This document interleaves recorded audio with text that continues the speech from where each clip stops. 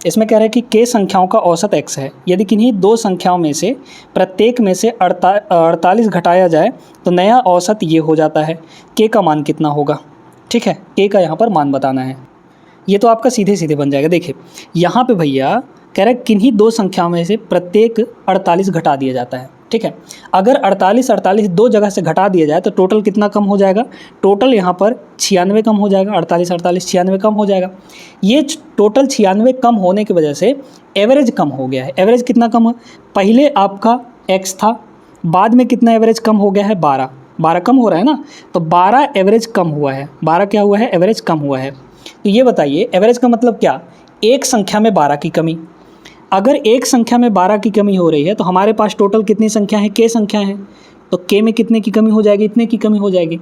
और ये कमी है कितनी? 96 की कमी है ना। बस यहाँ से आ गया।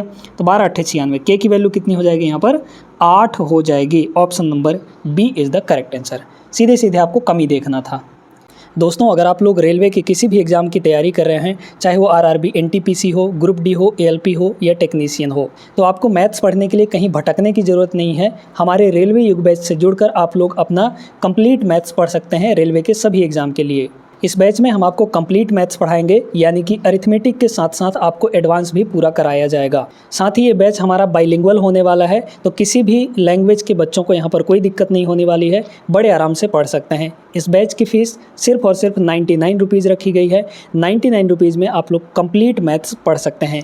इस बैच को ज्वाइन कैसे करना है? तो ज्वाइन करने के लिए आप हमारे दिए गए व्हाट्सएप नंबर पर मैसेज करिए। वहाँ से बैच के बारे में और डिटेल प्राप्त कर सकते हैं आप लोग, और बैच में कैसे ज्वाइन होना है वो भी वहाँ पर बता दिया जाएगा। तो अगर आपको मैथ्स में दिक्कत जा रही है और आप ये सोच रहे हैं कि कहाँ से मैथ्स पढ़ें, तो आप एक बार इस बैच पर भरोसा करके देखिए, इस बैच में ज्वाइन होइए और आप अपना मैथ्स कंप्लीट तरीके से पढ़ सकते हैं। गारंटी दिलाते हैं आपको मैथ्स सिखा कर रहेंगे, जीरो टू हीरो बना देंगे। सवाल नंबर 22 देखते हैं। दो भाई बहनों की आयु का योगफल इतना दिया गया है। यदि इनमें से एक की आयु दूसरे की आयु के दोगुने से 4 वर्ष कम है तो उनकी आयु का अंतर चाहिए हमें, है ना। देखिए इसमें कह रहा है कि दो भाई बहनों की आयु का योगफल 44 है। तो एक अगर x वर्ष की है तो दूसरी की कितनी होगी? यहाँ पर 44 माइनस x होगी, क्योंकि दोनों का टोटल यहाँ पर 44 है। फिर इसके बाद कह रहे हैं कि एक की आयु दूसरे की आयु के दोगुने से 4 वर्ष कम है ना।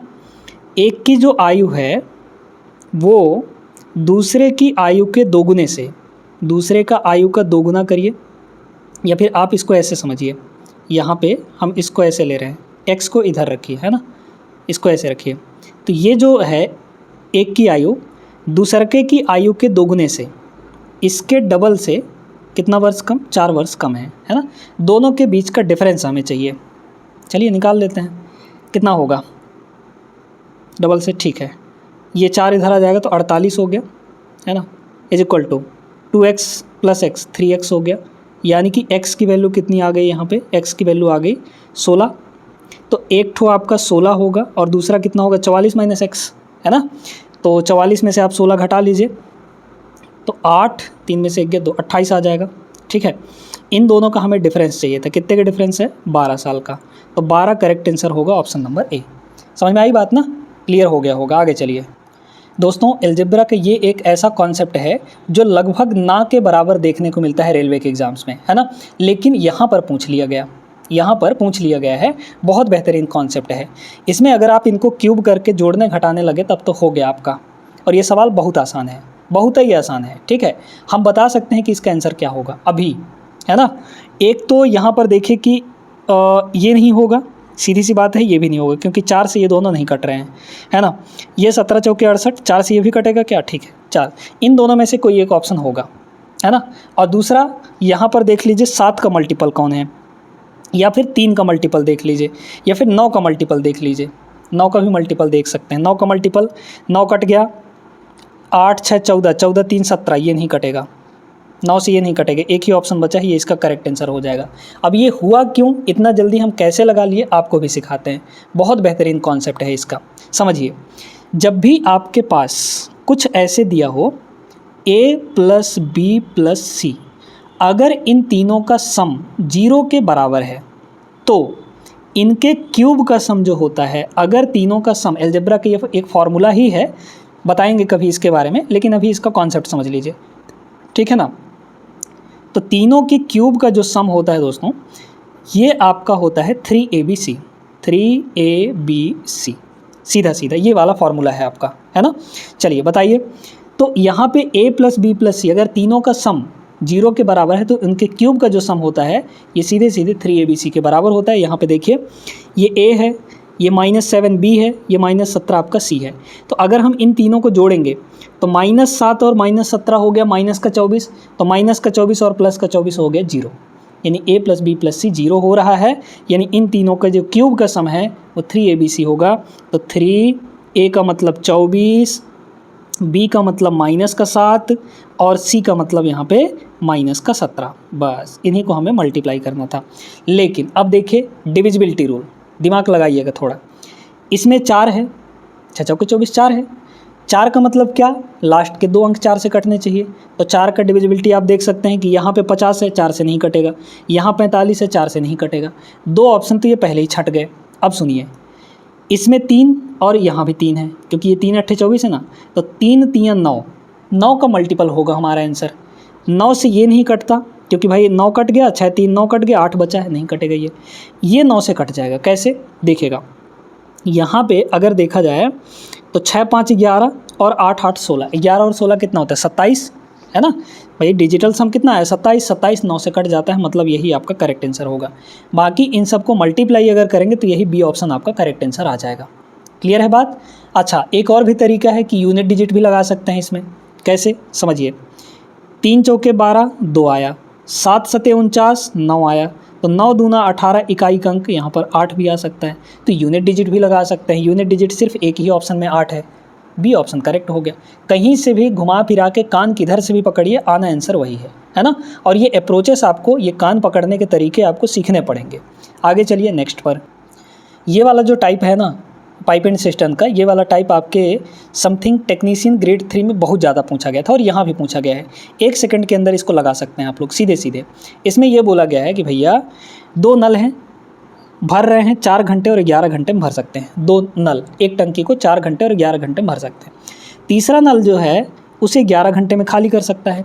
अब यहाँ पे इस 11 घंटे को, इस 11 घंटे को देखिए बड़े ध्यान से भैया, जो दूसरा टंकी हो अगर 11 घंटे में भर सकता है तो तीसरा का 11 घंटे में खाली कर सकता है ना।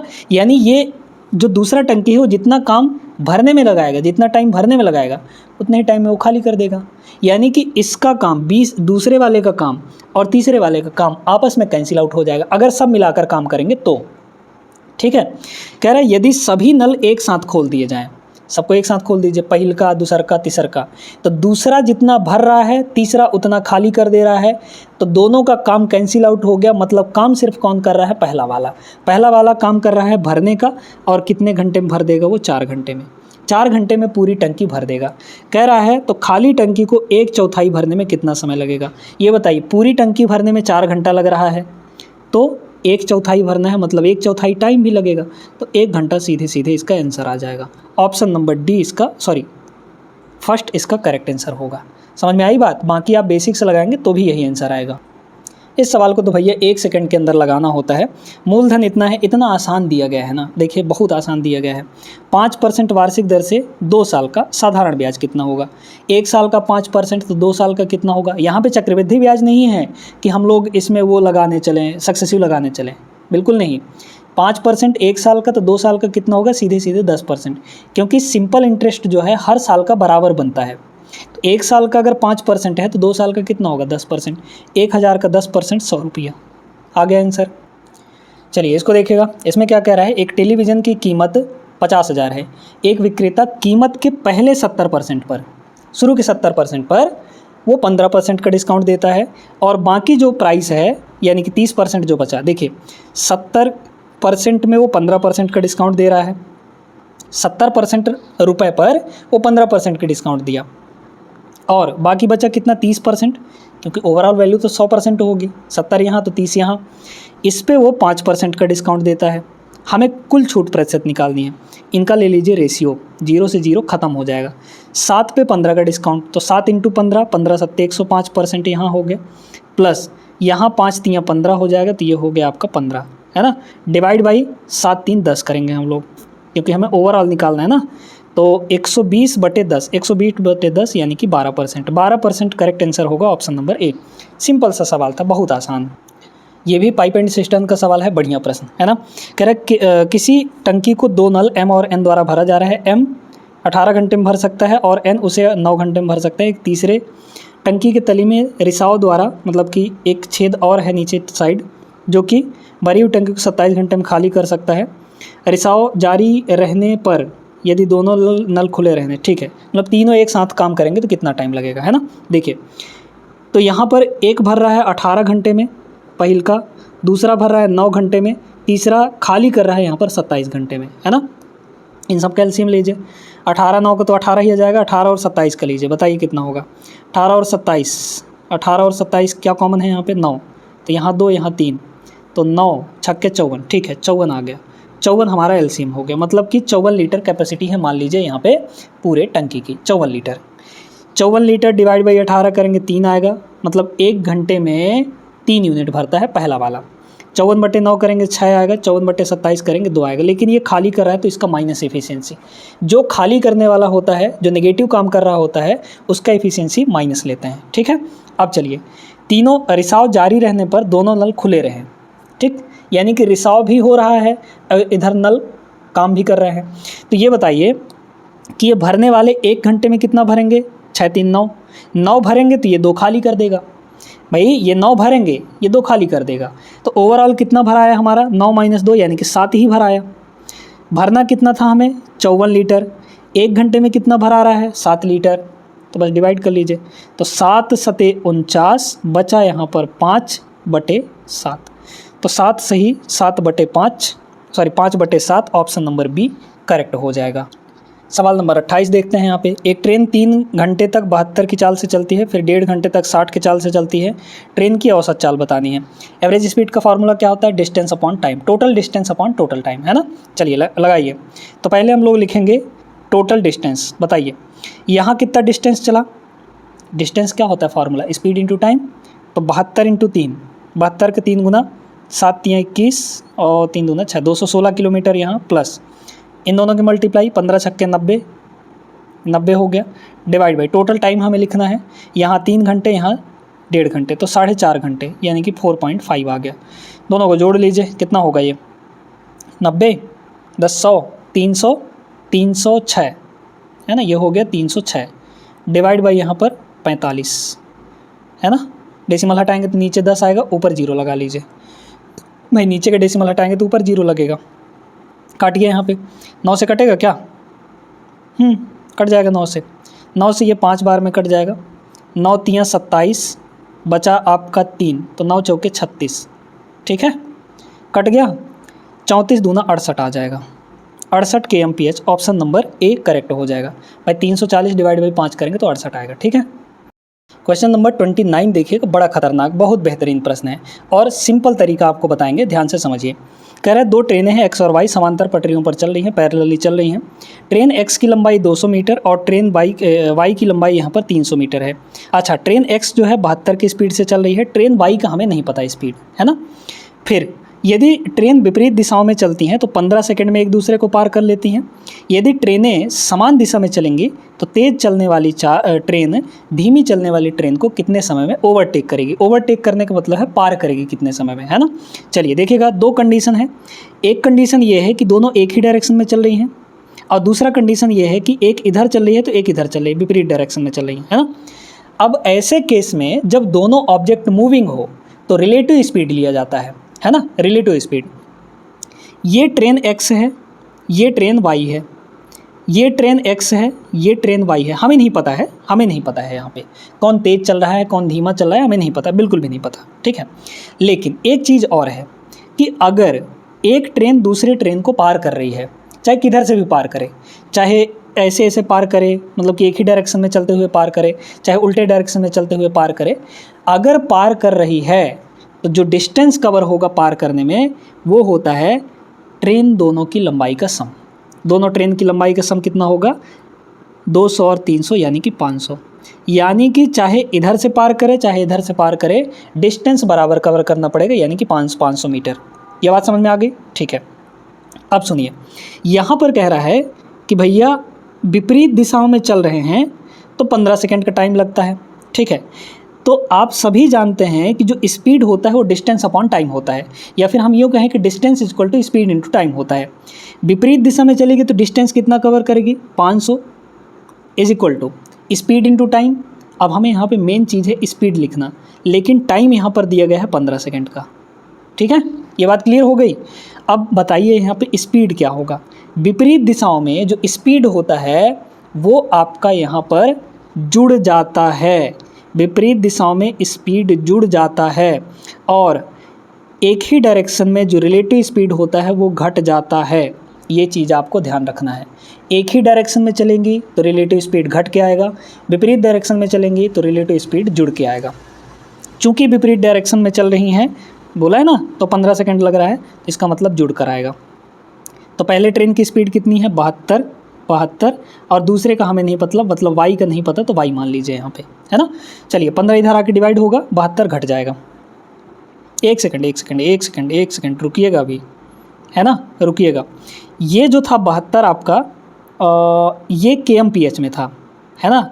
इस 72 kmph को मीटर पर सेकंड में चेंज करना पड़ेगा, क्योंकि ये मीटर में है, ये सेकंड में है। डिवाइड करिए, चलिए देखते हैं फिर क्या होता है ना। तो ये हो जाएगा 500/15, 500/15 का मतलब 100/3 हो गया ये, है ना। 100 यहाँ पर 3 हो गया, इज इक्वल टू 72 को अगर हम लोग मीटर पर सेकंड में चेंज करेंगे तो 72 को मीटर पर सेकंड में चेंज करने के लिए 5/18 से मल्टीप्लाई किया जाता है। किसी भी kmph वाली स्पीड को मीटर पर सेकंड में चेंज करने के लिए ये किया जाता है, 5/18 से मल्टीप्लाई। अगर उल्टा करना है, मीटर पर सेकंड से kmph में जाना है, तो 18/5 से मल्टीप्लाई। ये 4 आ गया, मतलब 20 होगा यहाँ पे, है ना। तो इसको आप डायरेक्टली 72 ना लिखिए, आप 20 लिखिए, ठीक है। यहाँ पर कितना लिख देंगे, 20 लिख देंगे। तो ये हो गया 20 प्लस आपका y, दूसरे ट्रेन की स्पीड मिल जाएगी, वही मीटर पर सेकेंड में, ठीक है। मीटर पर सेकेंड में कितना आ जाएगा, 20 में से इसको घटा लेंगे हम लोग, लेकिन ये तो माइनस में आ रहा है ना, ये तो माइनस में आ रहा है। नहीं भाई, माइनस में कहाँ आ रहा है, ये भाई 33 पॉइंट समथिंग होगा ना, तो 20 इधर आएगा तो घटेगा, मतलब पॉजिटिव होगा, ठीक है। तो 20 3 60 60 40/3 आ गया, है ना। 40/3 यहाँ पर हो जाएगा वाई की स्पीड। अब इसमें सुनिए, कह रहा है कि दोनों ट्रेनें समान दिशा में चलेंगी तो तेज़ ट्रेन धीमी ट्रेन को ओवरटेक करने में कितना टाइम लगेगा। तो अब हमें टाइम निकालना है। टाइम इक्वल टू क्या होता है, डिस्टेंस अपॉन स्पीड। भाई कहीं से भी ओवरटेक करे डिस्टेंस तो उतना ही होगा। डिस्टेंस कितना है, 500, तो यहाँ हो गया आपका 500 डिवाइड बाई, हमें स्पीड लिखना है। स्पीड, अब चूंकि एक ही डायरेक्शन में चल रहे हैं तो स्पीड दोनों का घट के आएगा। पहलका का स्पीड कितना है यहाँ पे, अच्छा बड़ा कौन होगा यहाँ पर बताइए। तो बड़ा आपका 20 होगा ना, ये वाला, ये 72 kmph मतलब 20, ठीक है। तो 20 ये है और ये 40/3 है, तो यहाँ पे हो जाएगा 20 माइनस 40/3, ठीक है। दोनों को घटा लेंगे हम लोग, कितना आया, ये 3 तो पहले ऊपर जाएगा, ये 60 हो गया, 60 माइनस 40 20 आ गया, है ना। 20 3 60, 60 माइनस 40 20, तो ये ओवरऑल नीचे 20/3 आ गया, तो 3 ऊपर चला जाएगा, मतलब 500 मल्टीप्लाई यहाँ पर 3 और डिवाइड बाई यहाँ पर 20 आ जाएगा। इसको काटा पीटी कर लीजिए, 0 से 0 कट जाएगा, 25 3 75, 25 3 कितना आ जाएगा, 75 सेकंड यहाँ पर टाइम लगने वाला है। Option number D will be the correct answer. 2 condition लेके हमने यहाँ पर किया है। उम्मीद करते हैं क्लियर हो गया होगा। यहाँ पर 20 लिख लीजिएगा, क्योंकि ये दोनों का ये वाला स्पीड है, स्पीड इनटू टाइम हमने लिखा था, ठीक है। इसको हमने kmph से किस में बदला है, मीटर पर सेकंड में। ये आपका 20 जो है मीटर पर सेकंड में होगा। समझ में आई बात, आगे चलिए। ये तो बहुत आसान है ना, एकदम सिंपल सा। इसमें तृतीय अनुपात बोला है कि 5 और 10 ये 2 संख्याएं आपको दी गई हैं। तृतीय अनुपात बोला है तो तीसरे नंबर पे x मान लेंगे। द्वितीय अनुपात बोलता, मतलब सॉरी मध्य अनुपात बोलता तो बीच में x मानते। प्रथम अनुपात बोलता तो शुरू में x मान लेते। तृतीय अनुपात बोला है तो तीसरे नंबर पे x मान लेंगे। तो पहला 5, दूसरा 10 और तीसरे नंबर पे x। अगर 3 संख्याएं दी गई हैं तो ये तीनों संख्याएं अगर समानुपातिक हैं तो बीच वाले का स्क्वायर इन दोनों के प्रोडक्ट के बराबर होता है। तो बीच वाले का स्क्वायर यानी 10 का स्क्वायर 100 किसके बराबर होगा, 5 × x के बराबर। तो ये x की वैल्यू यहाँ से कितनी आ गई, 20 के बराबर। सीधा सीधा इसका आंसर होगा ऑप्शन नंबर सी। समझ में आई गई बात।